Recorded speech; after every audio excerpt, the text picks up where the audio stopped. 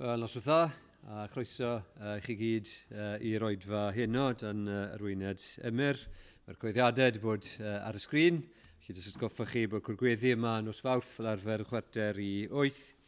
A bydd Wyn yn trafod emyn fel arfer ar Zoom nos Iau ac yn y clybiau wedyn fel arfer dydd Gwener. Mae swap shop, Rodri'n coeddi yn bore yma, sydd goffach chi swap shop yn y clwb tennis rhwng 2 a 4 y gloch dydd Sadwrn nesaf. Y casgliad y mis gyda'r gwaith Wycliffe, ac yma Tabitha yn rhoi mwy o wybodaeth i ni am Wycliffe, cymdeithas sy'n cyfieithu y Beibl. A'r peth ola, mae yna hyfforddiant technoleg, chi'n gweld yr holl technoleg sy'n yn y cefn. Mae yna hyfforddiant ar ôl roedfa, felly os diddordeb gyda chi, wneith Bedwyr ddangos i chi beth sy'n angen wneud. Ewch i ni weddio.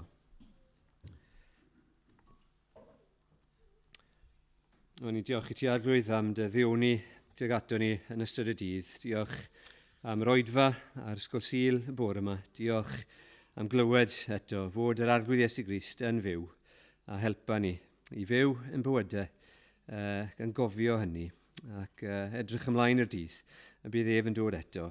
Ac ni'n gweddio nawr Arglwydd ar y ti siarad gyda ni yn yr oedfa yma. Ni'n diolch i ti am y Beibl.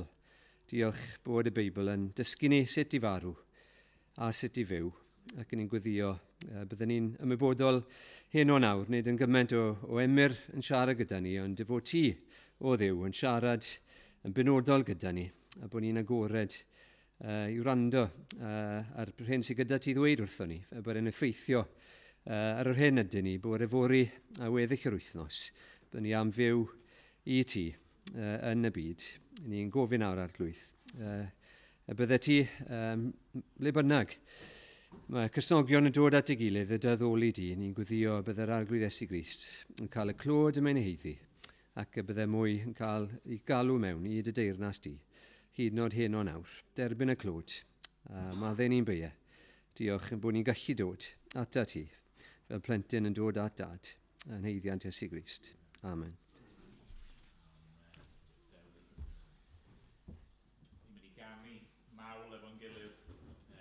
Yn yr atodiad bendigedig fyddo'r Iesu.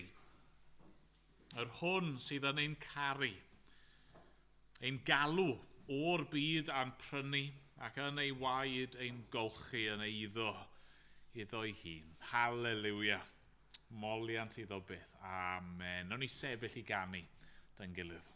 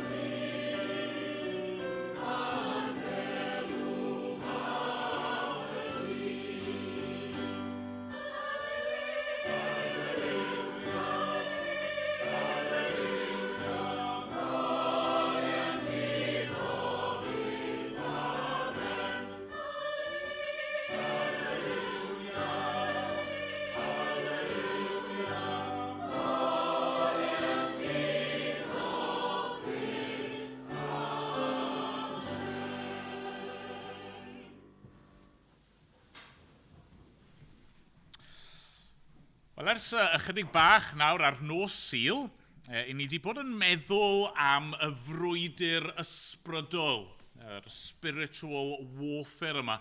Mae yna frwydr yn mynd mlaen, ryfel, rhwng Duw a'i ddilynwyr, a yr pwerau hynny a'r bobl hynny sydd yn gwrthwynebu Duw ac yn gwrthryfela yn ei erbyn. A ni gyd yn rhan o'r frwydr yma. Naill ai y rai sy'n credu yn Duw ac yn ei ddilyn neu y rai sy'n parhau i wrthod Duw.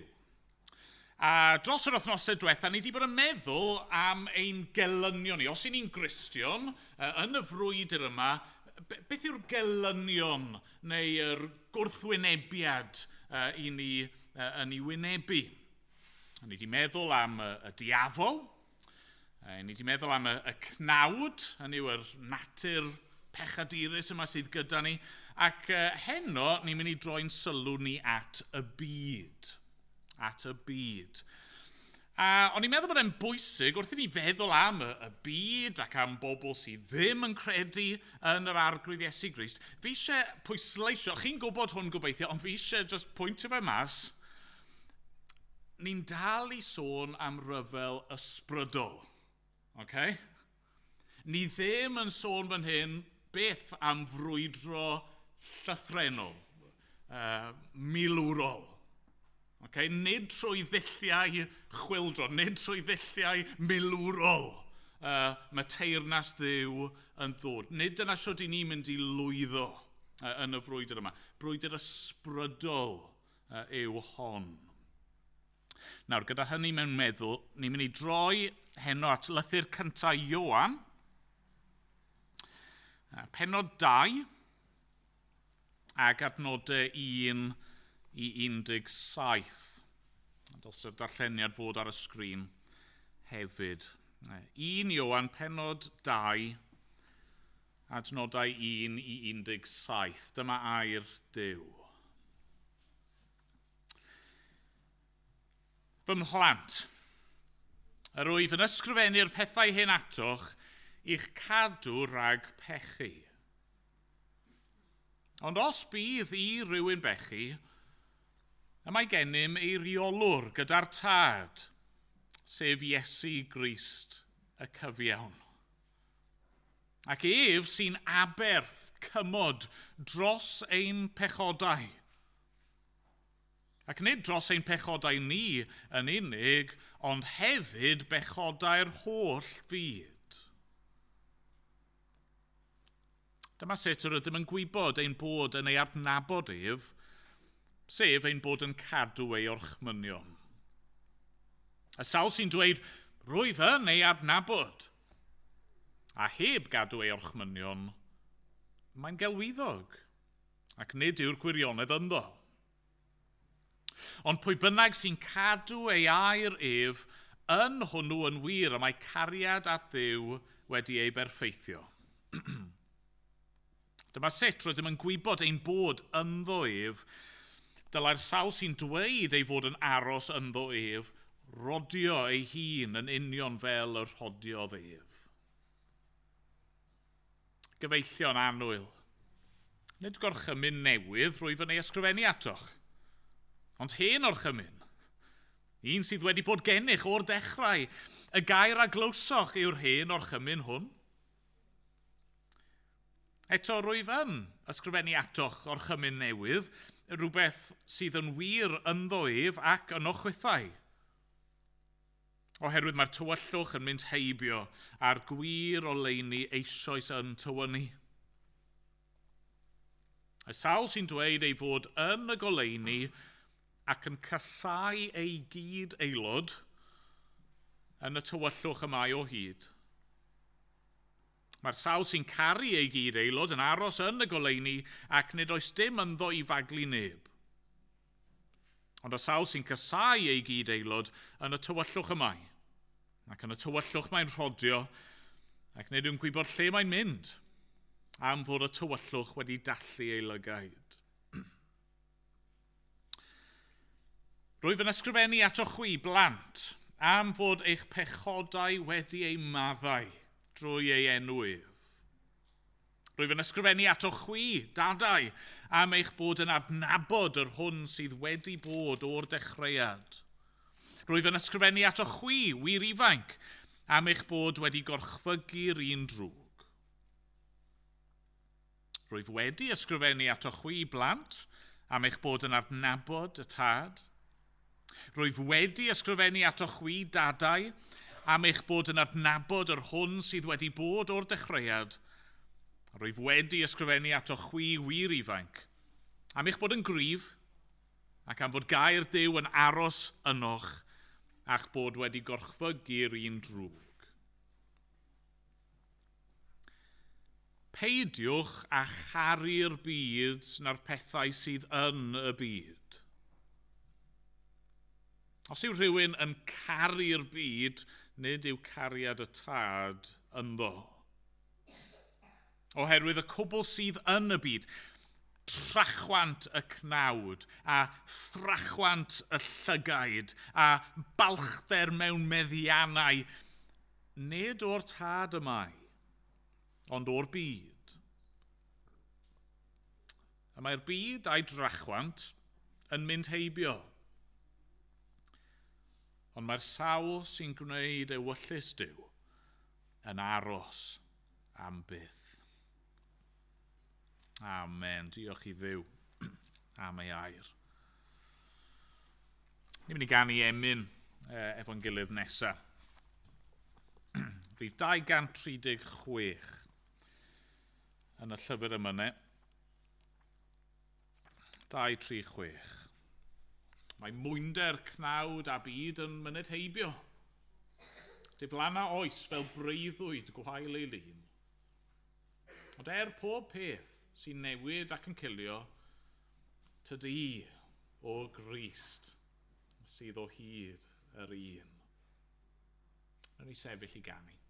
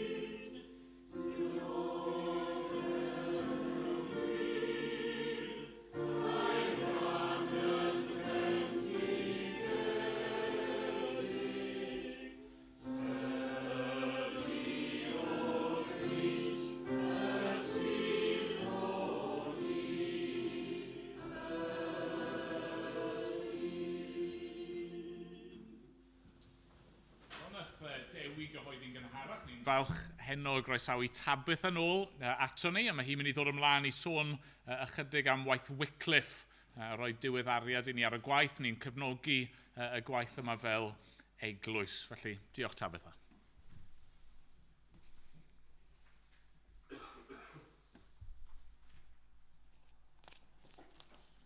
Helo bawb, mae'n braf cael bod yma gyda chi eto. I'r rhai sydd ddim yn fy nabod, Tabitha dwi, a dwi'n gweithio i Wycliffe Bible Translators. Dwi'n byw yn Abertawe gyda fy ngŵr Nathan, a dwi'n gweithio gyda eglwysi yn Gymru a Deorllewin Lloegr i gysylltu pobl ar gwaith o gyfieithu'r Beibl. Mwyn cael ni i feddwl, tybed pa rôl y chwaraeodd y Beibl wrth ddod â chi i adnabod Iesu? Sut mae Duw wedi siarad â chi dros y blynyddoedd? I fi, ces i fy magu mewn teulu Cristnogol, a thrwy ras Duw, roeddwn ni'n credu bod y straeon Beibl addysgais yn wir. Rhoddais fy mywyd i Grist mewn gwersyll haf pan oeddwn ni'n 10 oed, a dwi'n cofio'r gan oedd yn chwarae ar y pryd, Indescribable gan Chris Tomlin. Mae geiriau'r gan honno'n dod o'r lyfr Job, pennod 38. Defnyddiodd Duw ei air ar ffurf can i siarad am mi mewn modd teimladwy. Ac yn y babell oer honno, mewn cae yng nghanol nunlle, mi ddes i i'r bywyd.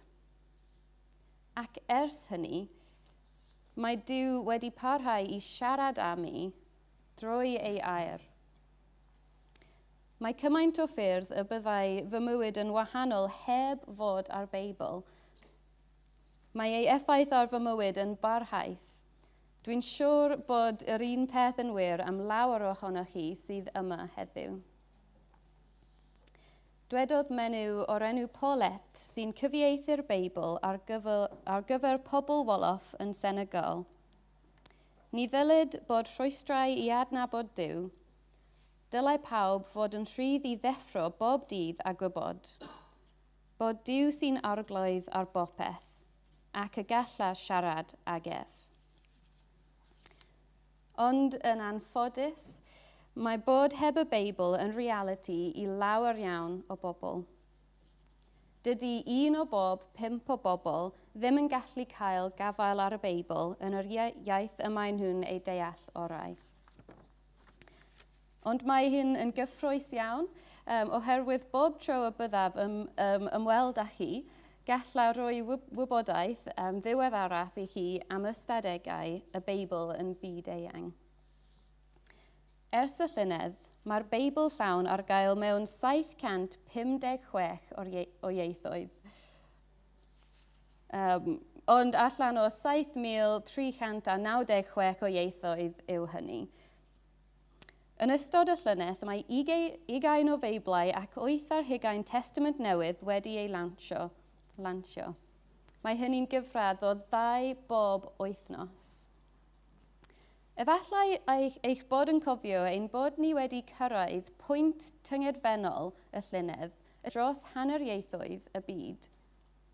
Wel, galla ddweud wrthoch bod ysgrythur a gael mewn dros hanner ieithoedd ar byd nawr.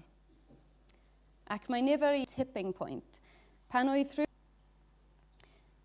Mae Enoch o gymuned Banyole yn Uganda wedi gweld effaith y gwaith o cyfieithu'r Beibl.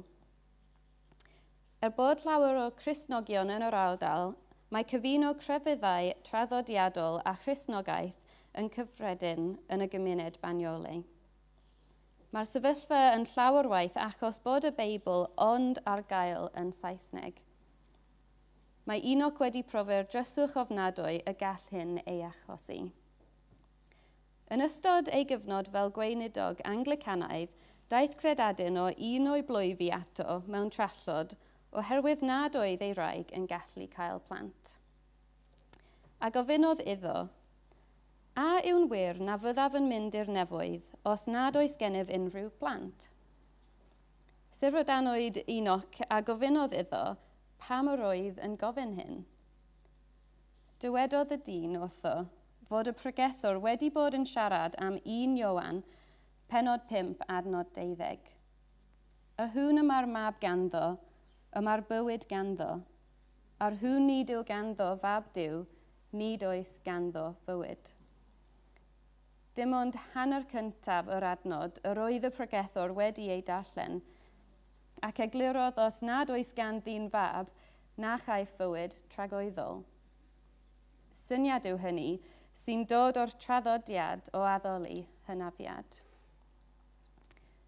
Fel gweinidog addysgedig a siaradwr Saesneg sy'n rhugl, nid oedd Enoch wedi gweld unrhyw angen i ddarparu'r Beibl mewn ieithoedd lleol yn flaenorol.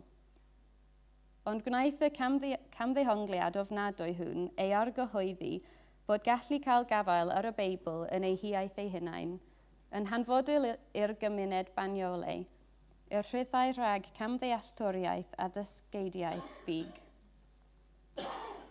Mae Enoch yn rhan o dîm cyfieithu Banyolei bellach sydd wedi bod yn gwneud gwaith cyfieithu ers 2005. Gyda lansiad y Testament Newydd yn 2017, mae angen y Beibl cyfan yn ei hiaith ei hunain o hyd ar y gymuned wledig hon. Mae cyfieithwyr y Beibl fel Enoch ar waith ledled y byd, fel y bydd ei pobl, ei plant a chenedlaethau y dyfodol yn gallu cael gafael ar wirionedd gair Duw. Felly, pa rôl allwn ni ei chwarae yn y gwaith anhygoel hwn? Yn gyntaf, gallwn roi. Unwaith eto, yr un fath a'r llynedd, mae cefnogwr Wycliffe wedi cynnig yn hael os byddwch yn ymuno â ni heddiw drwy roi rhodd fusol, y byddant yn dyblu'r swm hwnnw am flwyddyn gyfan. Nid yw hyn yn rhywbeth y gallwn ei gynnig ar-lein, felly os hoffech fanteisio ar y gyfle hwn i ddyblu, lenwch un o'r ffurflenni coch yma a rhowch hi i mi ar ôl y gwasanaeth. Nawr, efallai nad ydych yn teimlo y gallwch ymrwymo i rodd reolaidd, ond gall pob un ohonom ni weddio. Pan fyddwn yn gofyn i gyfieithwyr sut y gallwn helpu, y peth cyntaf maen nhw'n ei ddweud wrthym yw gweddiwch os gwelwch yn dda. Mae arnom angen eich gweddiau.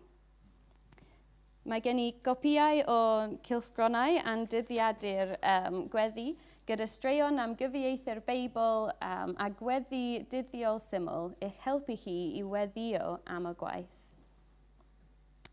Mae Duw ar waith drwy'r broses o gyfieithu'r Beibl gan draws newid bywydau ledled y byd. Felly, hoffwn orffen ar ddyfyniad hyfryd gan ddyn o ganolbarth Asia. Doedd gen i ddim syniad am y llyfr hwn, ond yn awr fy mod i wedi ei ddarllen am y tro cyntaf, yn fy mamiaeth, bu fel rhywun bron a llwgu yn cael rhywbeth i'w fwyta o'r diwedd.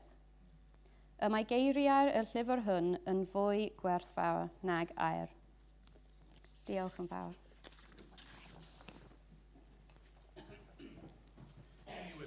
Dyna ni droi at Duw mewn gweddi.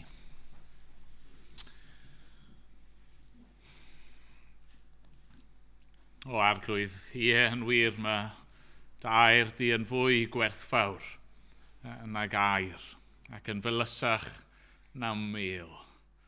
A ni'n diolch heno arglwydd am gyfle i ddod ynghyd, i ddarllen dair, i rando ar dair ac i glywed yr hyn rwy ti wedi ei ddweud.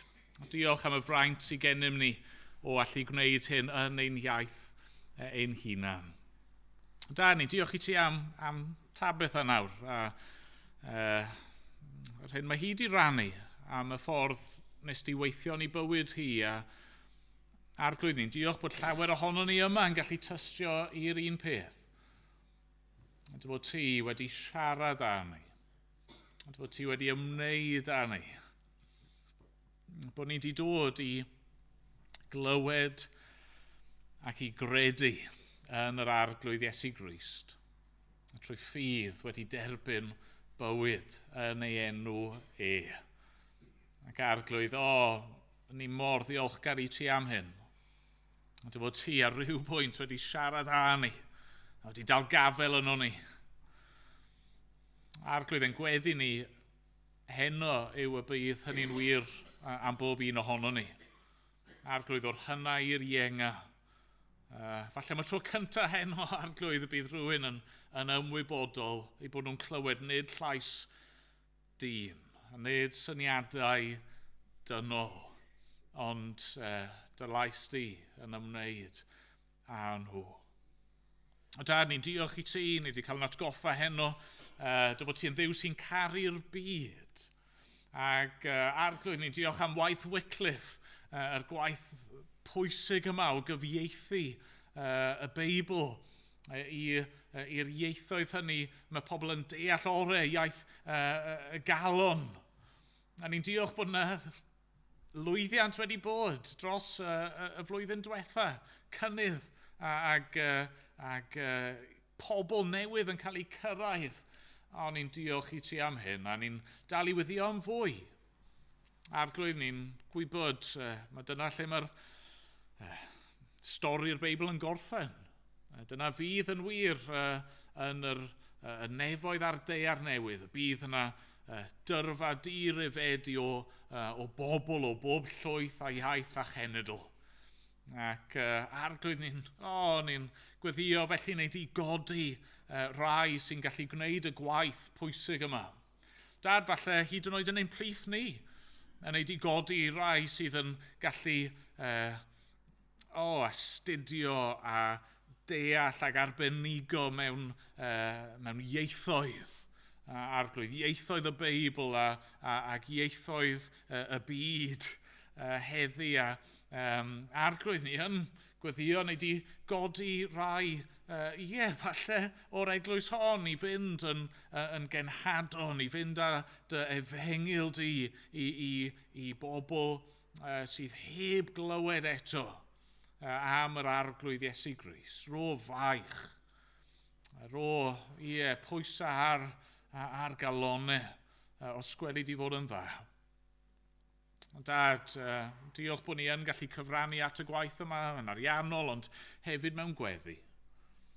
Helpa ni i fod yn ddyfal, yn gweddio dros y pethau hyn. Ac arglwydd, ein gweddi ni unwaith eto yw arna ti i weithio yn ein gwlad bach ni.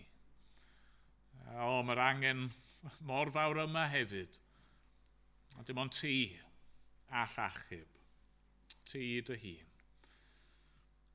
Arglwydd, derbyn ein mawl a'n diolch ni felly.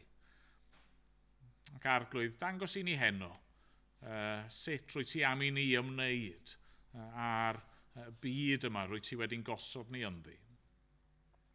Amen bod ni'n gofyn yn enw gwerthfawr yr arglwydd Iesu Grist. Amen. Amen. Ni'n mynd i ganu nesaf rhif 2 yng ngrymal 2. Popeth gwerthfawr fi yn fy mywyd i. Popeth mae y byd yn brwydro i'w gael. Pethau yn elw fi nawr yn golled si. Gwastraff yw i gyd ers ennill Crist. Na ni sefyll i ganu.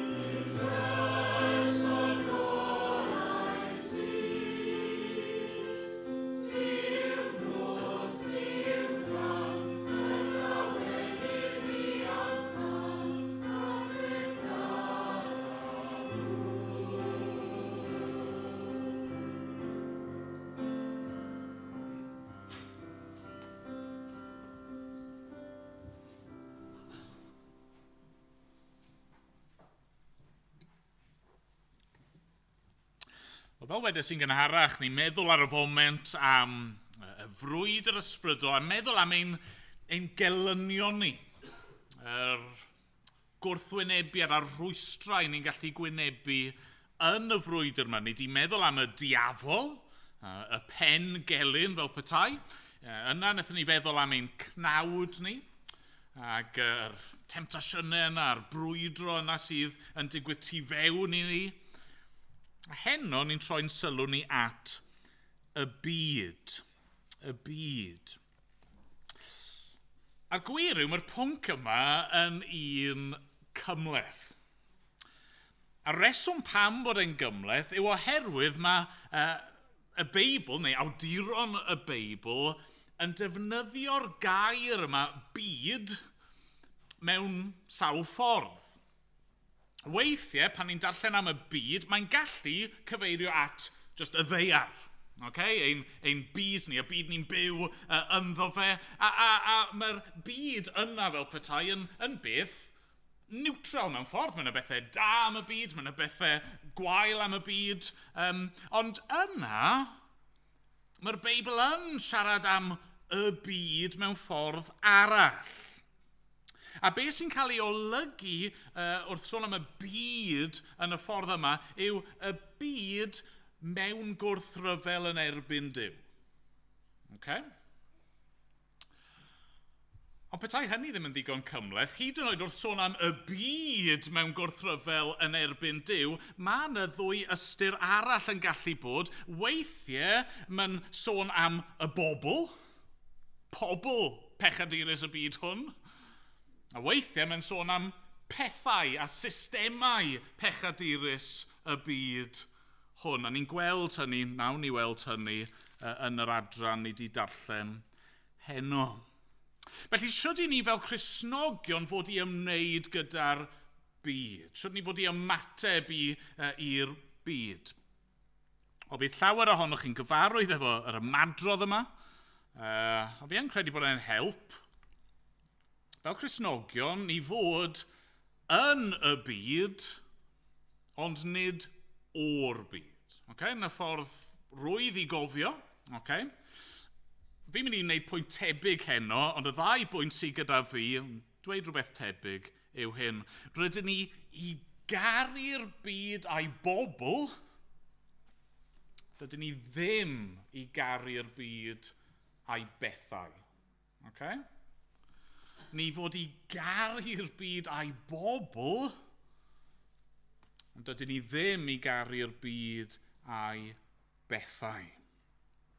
I ddechrau te, rydyn ni i garu'r byd a'i bobl. Falle wnaethoch chi sylwi wrth i fi ddarllen, mae Ioan fan hyn yn ei lythyr cyntaf fe yn defnyddio y gair yma byd mewn dwy ffordd wahanol. A'r ffordd cyntaf yw i gyfeirio at pobl. Okay, mae hynny'n amlwg.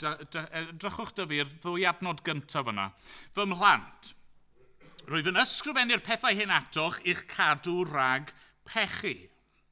Ond os bydd i rywun bechu, y mae gennym ei reolwr gyda'r tad, sef Iesu Grist y cyfiawn.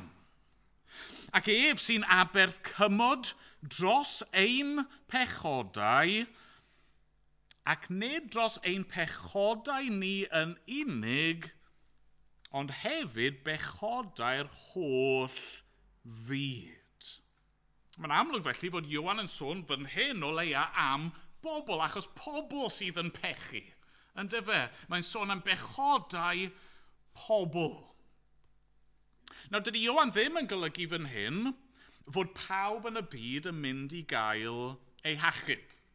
Right? Pan mae'n dweud fod Iesu'n aberth cymod dros bechodau'r holl fyd, dyw hynny ddim yn golygu fod pawb yn y byd yn mynd i gael ei hachub. Be mae Ioan yn golygu fan hyn yw fod pob math o bobl yn mynd i gredu. Fod pob math o bobl yn Iddewon a Groegiaid, pobl o, ni wedi clywed am Uganda heno, a pobl o Gymru, a phob man arall.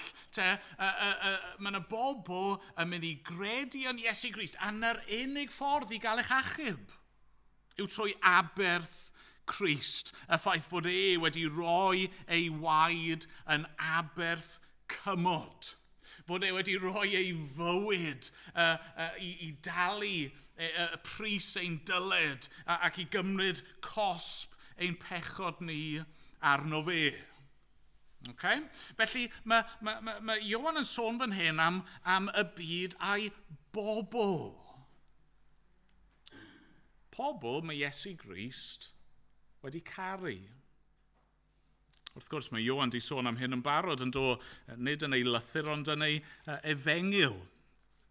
Rhai o eiriau mwyaf enwog y Beibl fi'n siŵr. Ioan 3:16.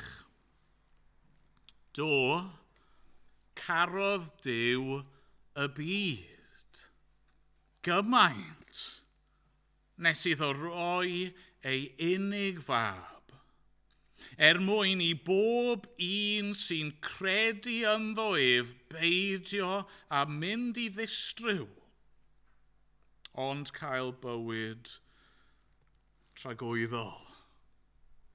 Dyna faint mae Duw wedi caru chi, wedi'n caru i, tra bod ni dal yn bechaduried, tra bod ni dal yn perthyn i'r byd yma, nath Iesu Grist ddod i ddioddau ac i farw drosto ni, fel bod ni trwy ffydd yn gallu dianc rhag y gosb, yr uffern yna sydd i ddod a chael bywyd tragwyddol.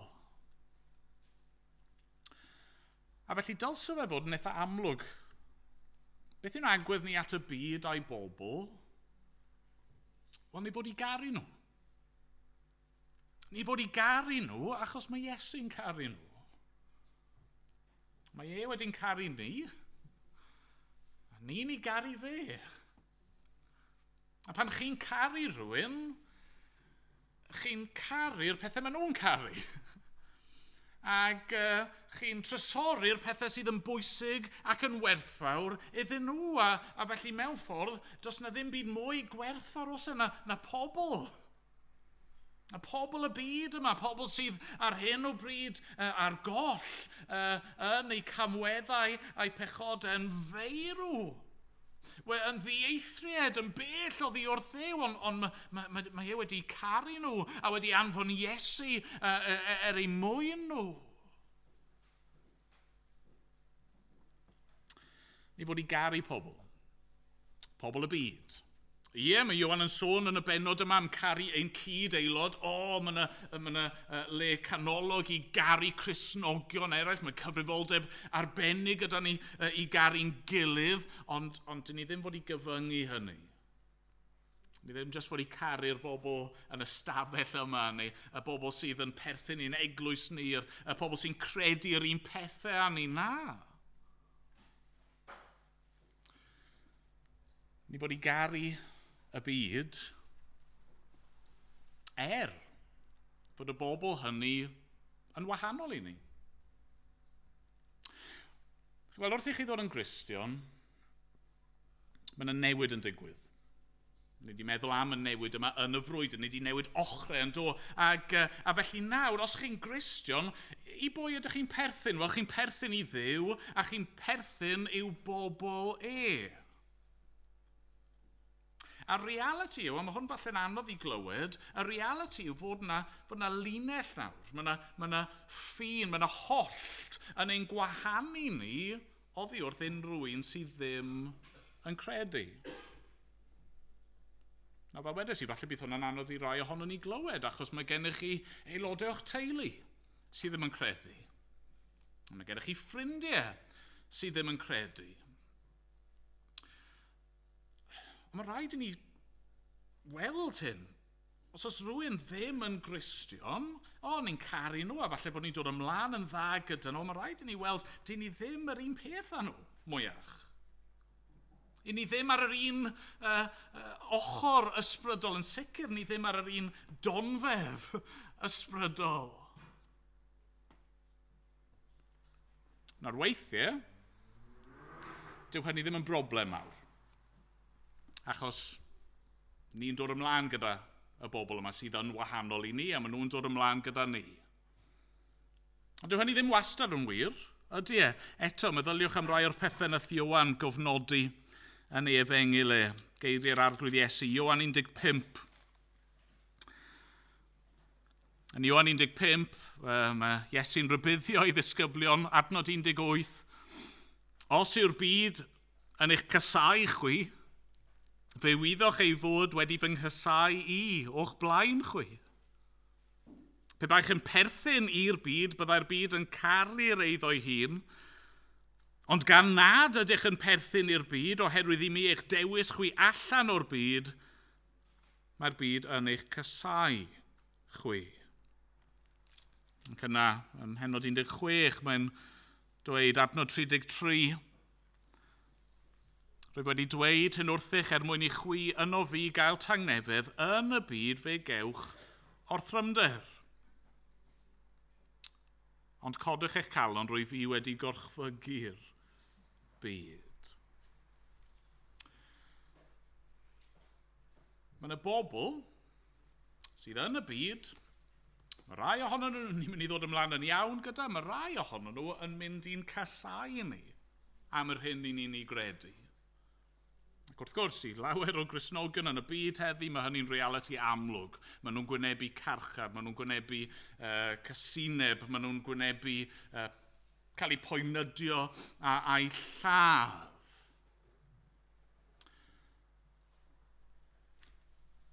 Beth bynnag yw agwedd y byd ato ni fod i'w caru nhw.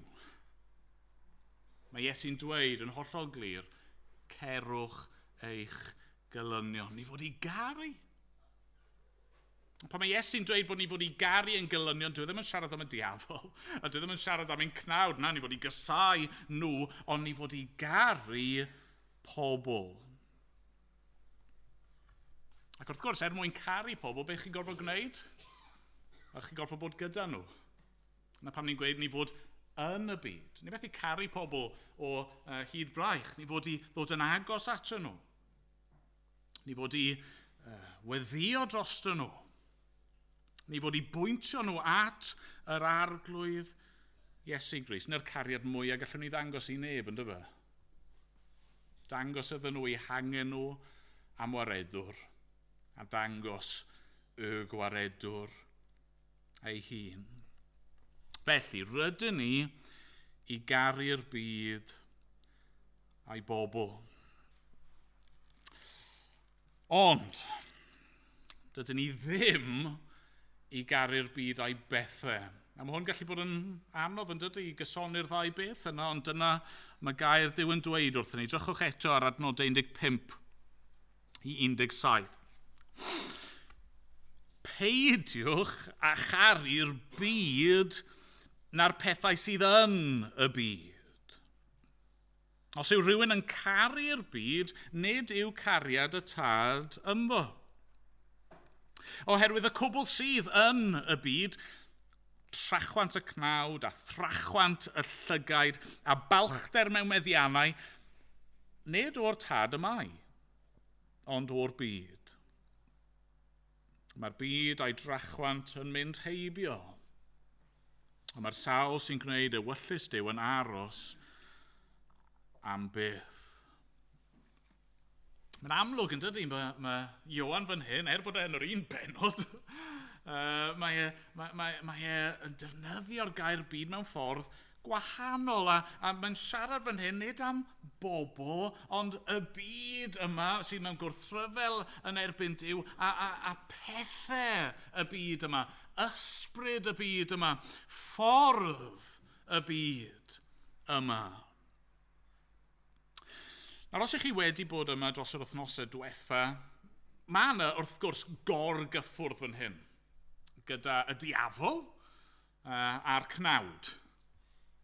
Y diafol yw tywysog y byd hwn, ac yn aml iawn pethau'r byd hwn mae'r diafol yn defnyddio i'n temtio ni.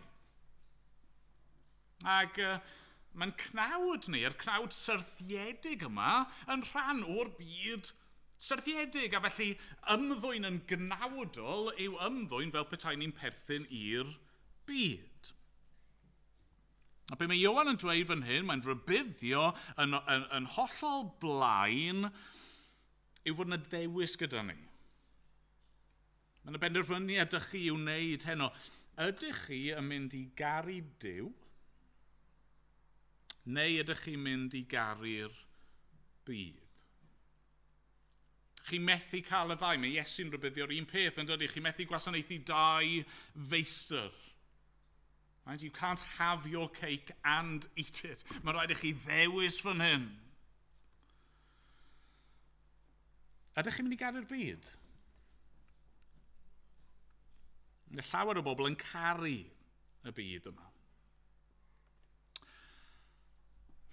Nawr, peidiwch cam ddeall. Dyw Ioan ddim fan hyn yn dweud fod popeth yn y byd yn ddrwg. Na, mae yna lawer o bethau da. Mae cymaint o bethau sydd yn y byd yma sydd yn rhoddion gan Dduw, a maen nhw yno i ni ei derbyn a'i mwynhau mewn ffordd doeth a resymol a da. Na, mae Ioan yn sôn am rhywbeth gwahanol fan hyn, yn dydy? Mae'n sôn am y broblem yna, y broblem dyfnach yna, a mae'n crynhoi ein ni fel hyn. Y cwbl sydd yn y byd, trachwant y cnawd, thrachwant y llygaid, a balchder mewn meddiannau. Chymod be mae'n disgrifio fyna?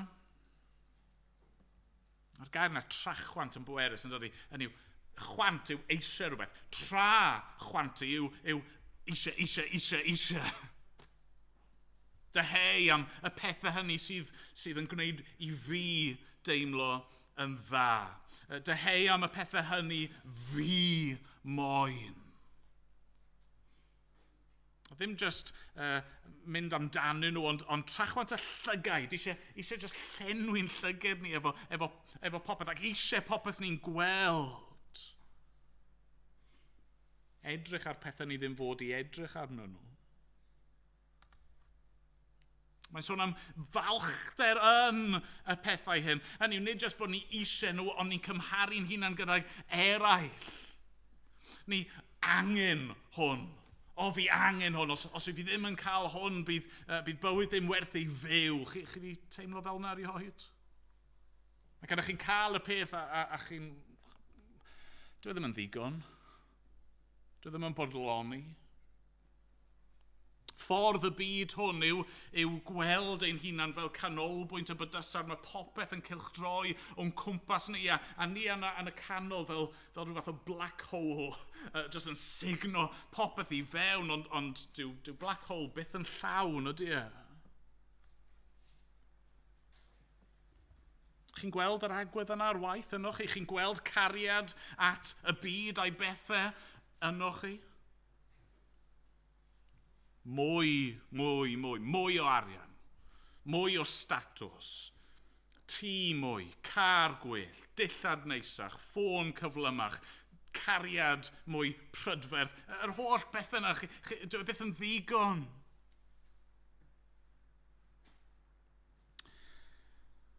Nid o'r tad yma, ond o'r byd.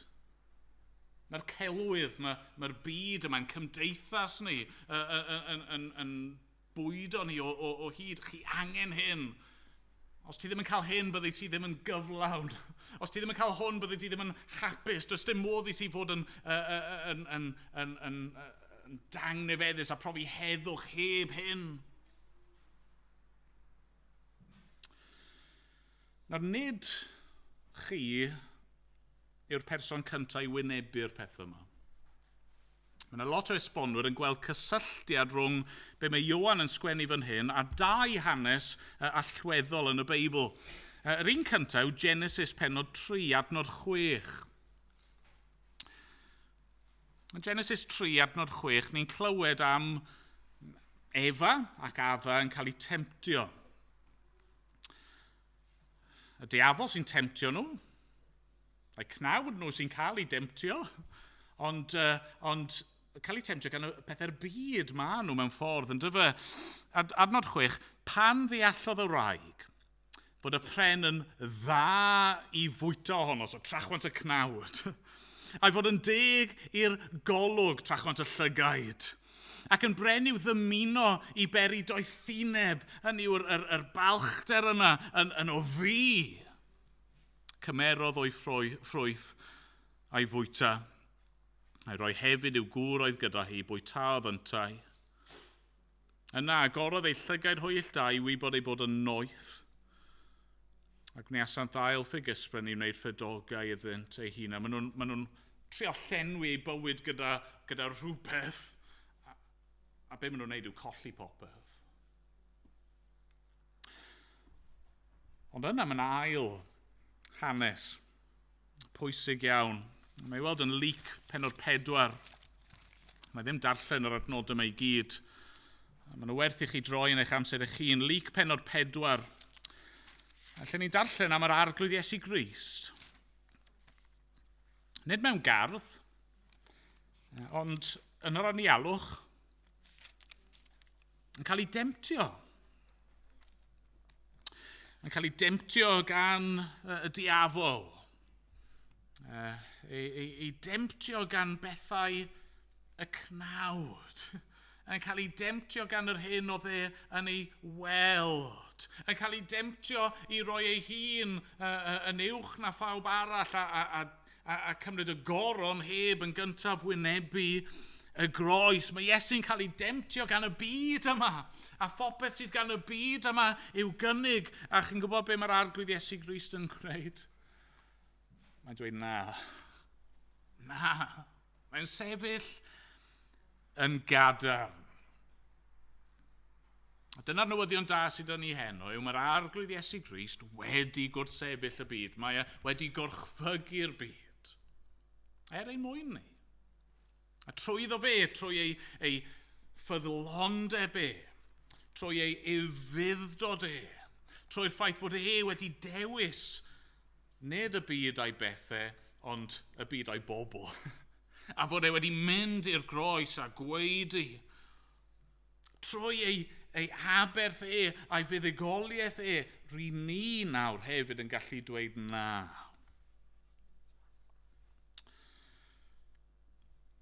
Ond tra bod ni yn y byd, ni mewn perygl. Mae eisiau ni sylweddoli hyn. Mae'r gelyn yma yn ein gwynebu ni. Ffordd y byd. Chi'n cofio Iesu'n dweud y ddameg yna? Y dameg am ffarmwr. Ffarmwr oedd un blwyddyn wedi cael cynheuaf gwych. Oedd y tir wedi tyfu llawer o gynnyrch da. A chi'n cofio be nath e? Mae'n ffindo bod ei sguboriau fe'n rhy fach nawr. A mae'n tynnu nhw lawr ac yn codi sguboriau mwy na'r cynllun sydd gyda fe. A mae'n llenwi'r sguboriau mwy yna. A chi'n gwybod faint o'i gynnyrch nath e fwynhau? Dim. Mae'n marw. Pam nath y ffermwr ymddwyn fel yna? Wel, achos dyna ffordd y byd. Dyna'r ffordd i ni yn cael ein annog i fyw. Gai ofyn i chi, a fi eisiau chi nawr, peidiwch gweiddi bas, okay? Just atebwch yn dawel yn eich pen. Peidiwch gorfeddwl, right? Fi eisiau chi trio bod yn onest a dweud y peth cyntaf sydd yn dod i'r meddwl. Tysa ni heno efo'r gallu i roi unrhyw beth i chi, right? Gewch chi un dymuniad, un wish, a mae'n neud e ddod yn wir, right? Beth byddwch chi'n gofyn am? Be byddo fe? Credu bydd yr ateb i'r cwestiwn yna yn dangos lot amdano ni, yn byddo fe?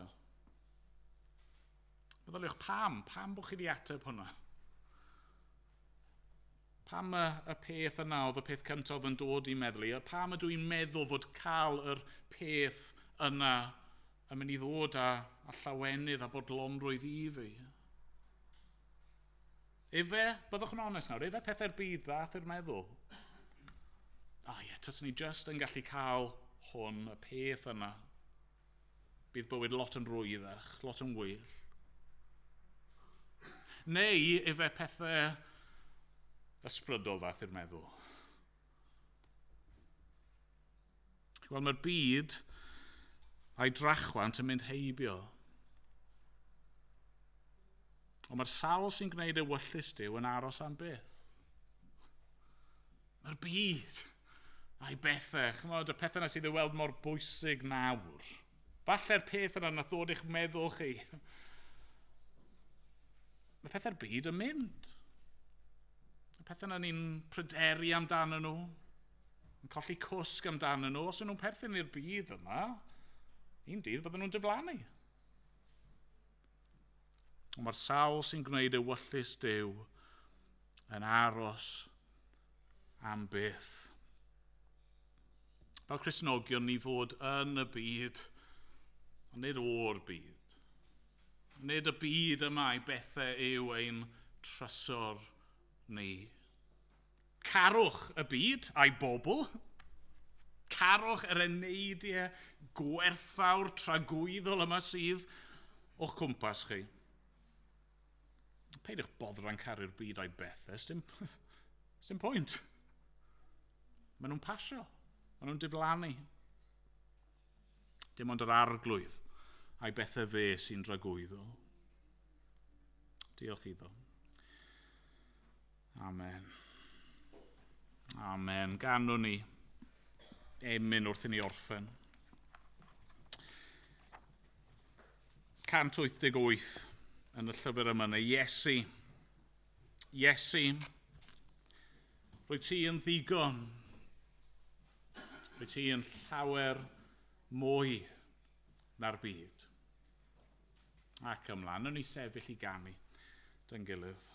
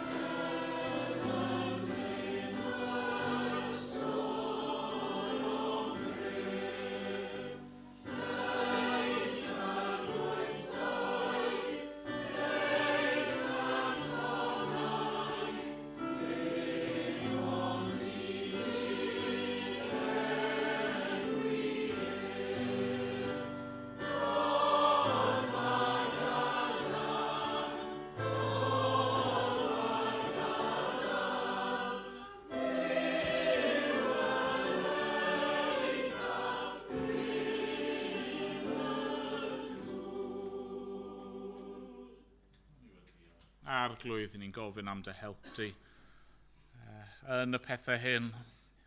Arglwydd, helpa ni i garu i'r bobl o'n cwmpas ni.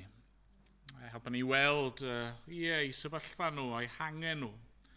A siwr bynnag maen nhw yn ymwneud â ni, gad i ni fod yn eu caru nhw fel nath Crist i caru nhw.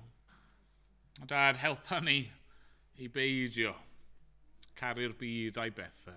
Dad, ni'n cyffesu, mae hyn mor anodd. Ni'n byw mewn cymdeithas cyfforddus. Mae yna gymaint o bethau ar gael i ni. Cadwa ni rhag trysori'r pethau hyn yn fwy na ti dy hun. Nawr bydde di ras ein harglwydd Iesu Grist, a chariad Duw, a chymdeithas yr ysbryd glân, i aros gyda ni oll o'r awr hon ac hyd byth. Amen.